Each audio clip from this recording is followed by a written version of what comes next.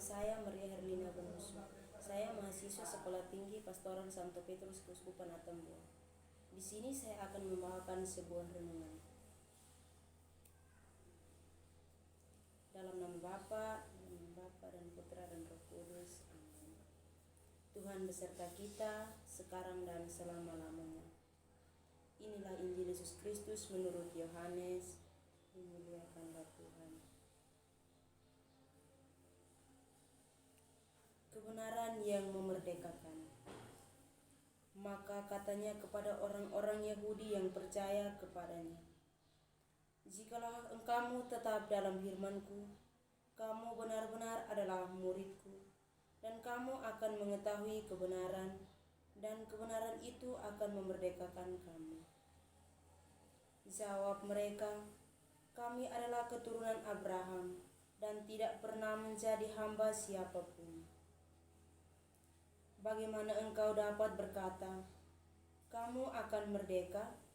Kata Yesus kepada mereka, 'Aku berkata kepadamu, sesungguhnya setiap orang yang berbuat dosa adalah hamba dosa.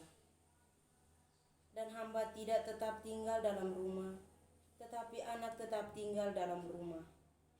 Jadi apabila anak itu memerdekakan kamu, kamu pun benar-benar merdeka.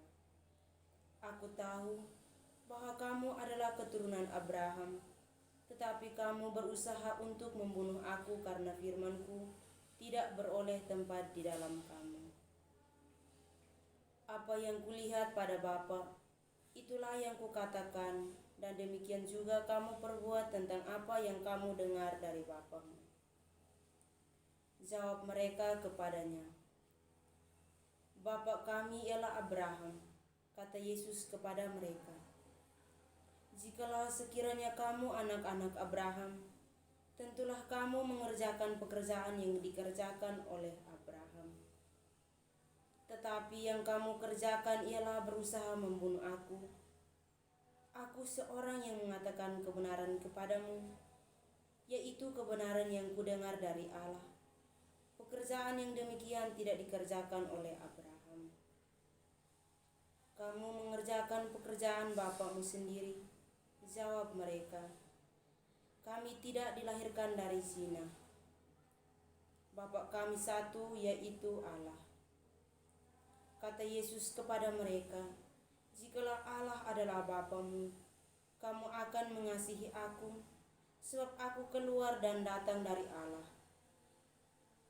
Dan aku datang bukan atas kehendakku sendiri, melainkan Dialah yang mengutus aku." Demikianlah sabda Tuhan. Terpujilah Kristus. Kebenaran. Demikian tema renungan yang akan saya bawakan pada kesempatan ini. Kebenaran artinya suatu pendapat dari seseorang tentang kebenaran dalam suatu persoalan. Saudara-saudari yang terkasih dalam Kristus Tuhan, salah satu perjuangan dalam hidup beriman ialah bagaimana hidup dalam kebenaran.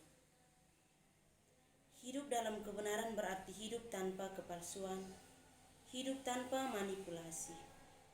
Dengan kata lain, hidup dalam kebenaran berarti hidup secara jujur. Sebagai orang Kristiani, sebagai pengikut Kristus, kita mesti menyadari, bahkan mempraktekkan kebenaran dalam hidup sebagaimana Allah Bapa yang adalah sumber kebenaran.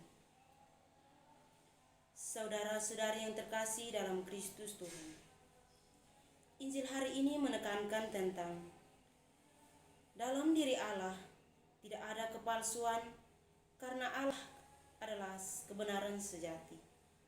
Selalu ada keselarasan antara apa yang dikatakan Allah dan yang diperbuatnya.